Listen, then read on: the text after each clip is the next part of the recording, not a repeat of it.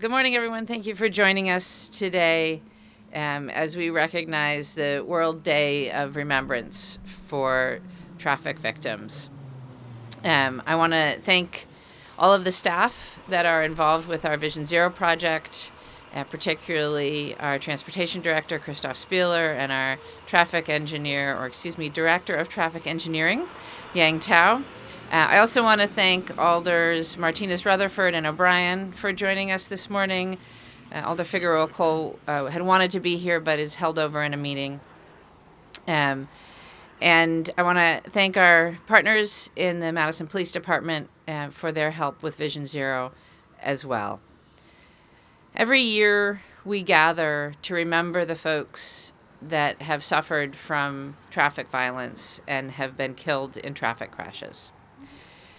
We know that each year around the world, there are as many as 1.3 million people killed in traffic. And here in the U.S., we have almost 40,000 people who were killed in vehicle crashes in 2024. Millions more suffer life-altering injuries that impact their careers, their income, and of course their families. In the last 5 years, 67 people have died in traffic crashes on streets within the city of Madison. I think it's important every year that we take a moment to remember those 67 people. They were parents, they were children, they were siblings, they were friends, they were coworkers. They were important to Madison. And we have to, in their memory, do our best to make our streets safer.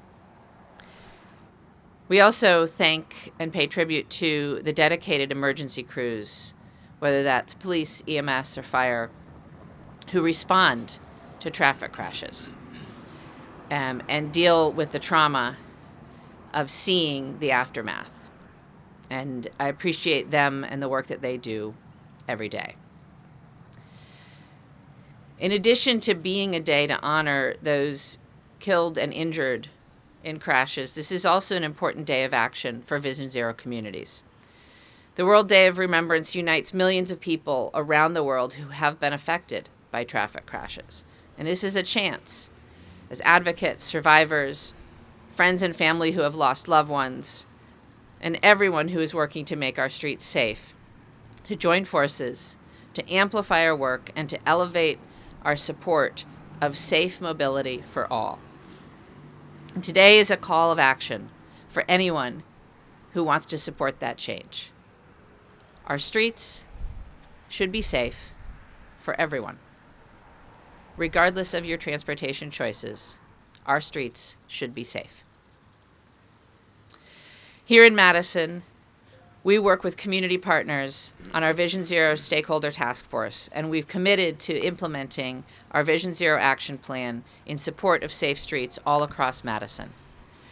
We've moved forward with setting safe speed limits, redesigning roads to prioritize safety over convenience, filling the gaps in the sidewalk and bike networks. And over the past several years, we've had several major projects that proactively transform streets where we have seen injury crashes in the past. That includes right here on Atwood Avenue.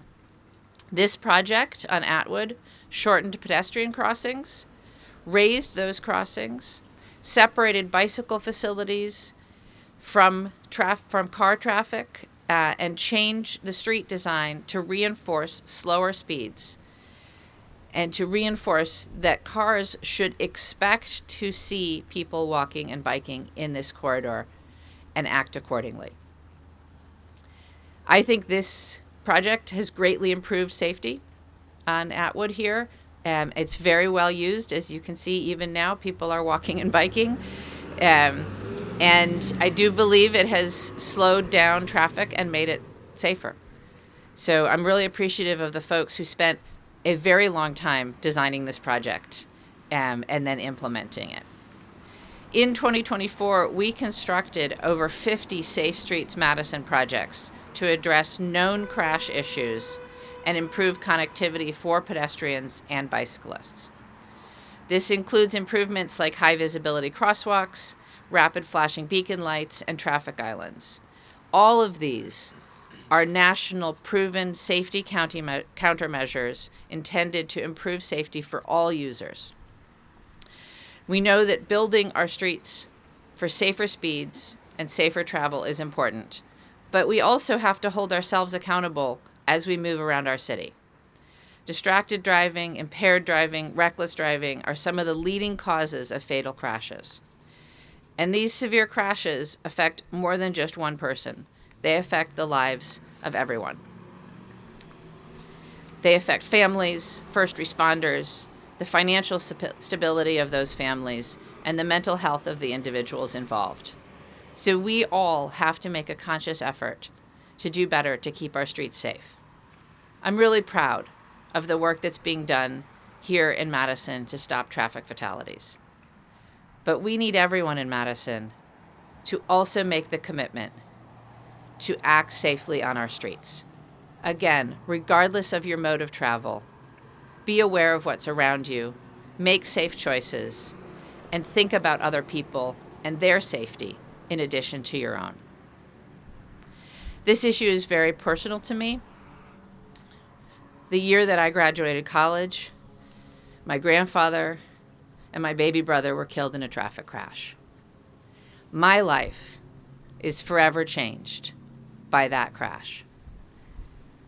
And so I personally am committed to making sure that our streets are safe and that no family has to go through what my family did when we lost two beloved people in a traffic crash. I ask everyone in Madison to join me in making that commitment, whether you have been personally impacted or not, because no one should have to lose a loved one to a traffic crash. Thank you again for being here, and it's my pleasure to turn the podium over to Alder Dina Martinez-Rutherford. Thank you, Mayor, and thank you everyone who came today.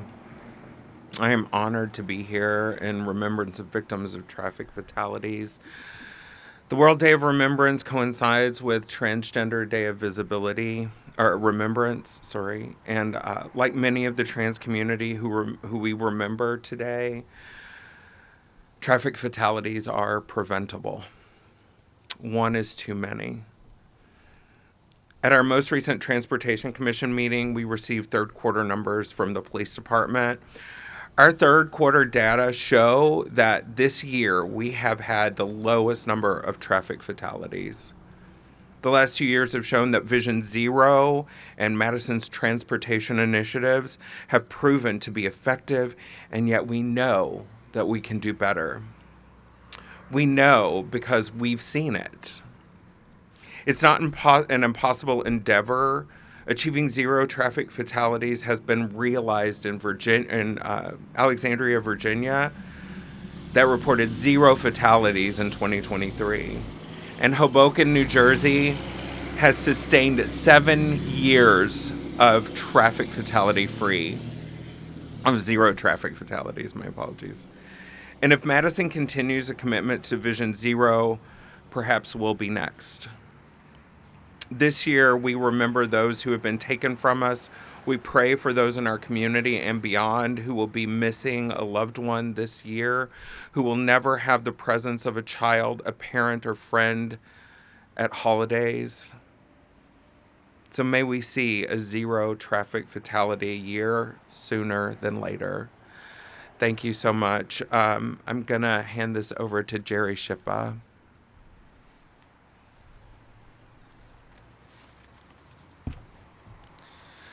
Thank you. Good afternoon, everyone. My name is Jerry Schippa. I'm a traffic engineer with the City of Madison.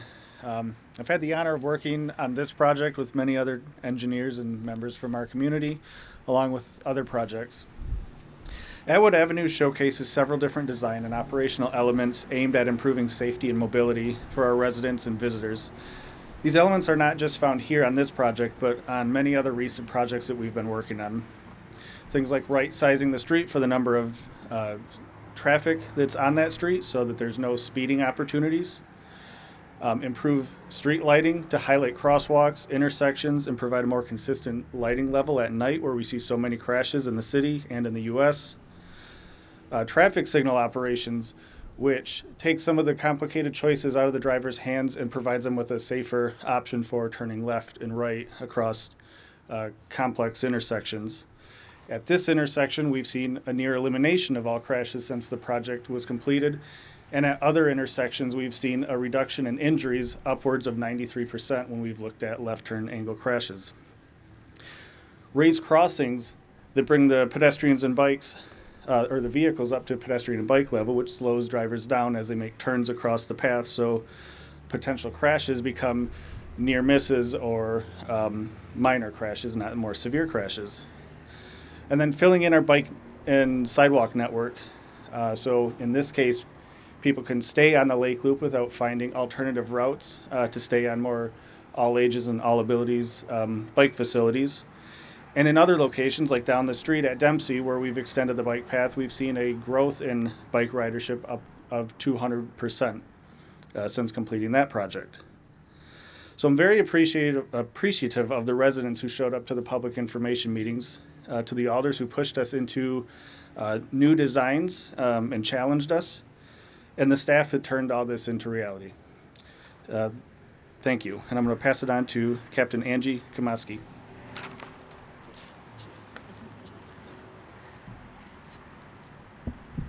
Good morning, all. I'm Assistant Chief Angie Kamoske.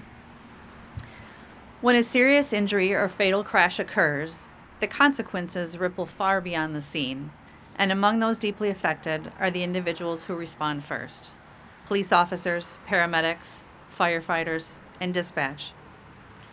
Responding to severe crashes is emotionally heavy. Our responders see families changed forever in a matter of seconds. They work under intense pressure, knowing that every second counts. They face scenes that can be graphic and heartbreaking, and even though they are trained and resilient, they are still human. The toll of this work can show up in many ways: stress, burnout, sleep disruption, and in some cases, cumulative trauma or post-traumatic stress. These experiences follow first responders home and affects their relationships, their health, and their overall well-being. The collective steps that we all take to reduce serious crashes, including safer road design, consistent education and enforcement, and community awareness, are critical. It is also critical that we support our first responders with mental health resources, peer support teams, and a culture that encourages them to ask for help. Traffic safety is everyone's responsibility. Every thoughtful choice we make can prevent heartbreak.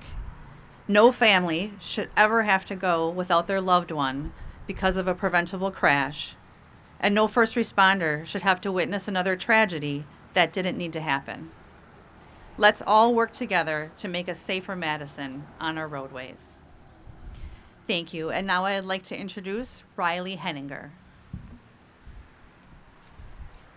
Thank you very much for that. Yes, it is amazing, like what has been accomplished, like all through here. I mean, look at this. This is just a gorgeous day, and it's nice to know that we actually have safety measures in place so that you can enjoy it, because it's it's very tough to have such a beautiful city and still know that there's atrocities that happen. But even like with my father, it was like action was taken. They actually did reduce the speed limit underneath. It happened by Monona Terrace. And the speed limit on that isthmus, I guess you call it, was reduced from, because people used to cruise down there at 50 miles an hour, 55 miles an hour. And after that happened, action was taken, and now it's 35 miles an hour. And I guarantee that has actually implemented like just a great trend towards, like setting new standards for basically what I want to get to is that we have way too much egotism when we get behind the wheel or behind the bike, anything, or whatever those things are called, like the foot things, come on. I don't even know what those are called. But whenever you get behind some sort of motorized vehicle, you have to remember that your ego is not present in that situation. Because the egotism is what really, really drives people to say, I'm going to slow down so that other person can't make the light. I'm going to speed up more so I can make that light. And it's just about feeling that just sense of egotism, basically. And if we get rid of that, if we start to just like be aware of that, then we actually really do. It's a lot simpler than you think, but it's also more complicated than you think to realize when your ego and confidence are confused. And when you're behind the wheel, confidence, defensiveness, not egotism. And if we can focus on that, then I think that we can make a big, big change, like in not just here, but in every city as we grow, because populations are not going down. We're going to be more and more dense. So please, leave your ego, keep the confidence. Thanks. Thank you. I think any of our speakers would be happy to answer questions if there are any. One of the things that Madison makes it different as far as looking at when you're changing these kind of bikes, or what kind of things do you guys look for? Jerry or Yang, do you want to speak to how we choose sites? Sure, I can speak to that. Again, my name is Yan Tao. I'm the director of traffic engineering. That's a great question. We in a few years ago, under the mayor's leadership, we redesigned our safety infrastructure program. So we combined all different resources together, those small projects, and we formed a new program called Safe Streets Madison. One of the biggest reasons for that is find a better way, a more fair way to prioritize safety improvements across the city. So what we have done since that, and we saw a lot of success, is that we focus on a couple of things. One is our high injury network. So we have been very data focused. We worked with the university here. We analyzed all the traffic safety data in the city and developed what we call a high injury network.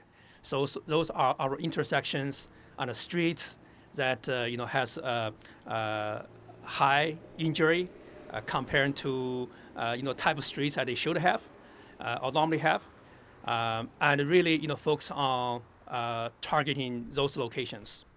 A second focus for us is finding ways to help the most vulnerable on the road. Those are, for example, pedestrians, bicyclists. They don't have a protection when crash happens. So they were overrepresented in our fatality and severe injury data. So what we have done is we focus on fixing the gaps in the pedestrian bicycle network, so that we can get rid of those very challenging and dangerous points in our transportation system. So those those are a couple of key focuses we use to prioritize our projects. As a mayor and the Alder mentioned, we saw a lot of success from the results of that. Thank you. Yeah, I think the thing to emphasize is that we're really focused on using data to guide our investments. And so we start with the data of where we've seen crashes happen. And then we use proven countermeasures, things that we know work, to reduce crashes. And what I aspire to is that we can work our way through, there's a long list, but we can work our way through the spots where we know that there have been crashes and injuries, and we can start working on the places that feel dangerous, so that everybody can not just be safe, but also feel safe on our streets. But that will take us a while, because we have a very long list of Safe Streets Madison's projects to work through. One thing I would also add is that our community has been incredibly receptive. Many folks out there have shared with us where they feel like some sort of safety intervention is needed, and that's why we have such a long list of projects to work through. And I'm appreciative of our community for being part of this work and letting us know where in your neighborhood you think that there is some intervention needed. Other questions? With all the construction on John Nolan and some big projects coming there, what are some of the safety measures and some of the behind-the-scenes planning that's gone into that project specifically for pedestrian safety, especially in that big intersection? Yeah, that's a great question. So I can give it a start, and then I don't know if Yang or Jim wants to, or Christoph wants to fill in, but there's a couple of things going on particularly on the John Nolan Causeway. So first of all, we're doing a treatment which we actually have done in several other places, including here on Atwood. We are slimming down the pavement for cars so that it will be less easy to go really fast. We're also separating out the facilities for pedestrians and bicyclists. So right now there is a separate facility, but it is often congested, and you see sometimes negative interactions between pedestrians and bicyclists. So we'll be creating a separate pedestrian facility and a separate bicycle facility in addition to the facilities for cars. We're also working on changing the feel. As part of the Lakeway project, we'll be experimenting with some new planting options for trees. One of the things that we know is if there are things in your sight line as a motorist, that it can help you remember to slow down. So we'll be putting in more trees along the causeway, and hopefully all of that will help make the causeway safer. The intersection's got a much more extensive treatment, and I don't know that I can speak to every piece of it, but I think the principle is, again, like we've done here on Atwood, is to shorten the distances, for example, that pedestrians have to cross, so that there's more predictability. You as a pedestrian could see whether there were cars or not, and you would have a shorter distance to go to the next safe refuge. But I'll defer to others if anybody else wants to speak to what we're doing on John Nolan, particularly at the North Shore intersection. Anybody? Yang? Yeah, the mayor summarized us really well. So I'll talk a little bit more about the intersection itself. As you know, that's a very challenging intersection. And, that actually happened to be the intersection we lost, Riley's father, Tom, beloved member of our community. As Tom mentioned, we made some improvements following the incident, following the crash. But with the construction project, we are going to further improve the accommodations for pedestrians and bicyclists. We're going to narrow the crossing distance a little bit. We're going to give pedestrians and cyclists more time to cross in the road. They're going to be a little bit better protected through new traffic timing design. And also, with as the mayor mentioned, with the redesign of the causeway, making it narrower, we're not really trying to slow down people that much for average people, but we think it's going to have a big effect on people who drive really fast, who speed a lot. So that will translate to safety improvements at the intersection as well as people approach intersection a little bit slower, so you have more time to react. So for example, that tragedy involved Tom hopefully will be avoided in the future.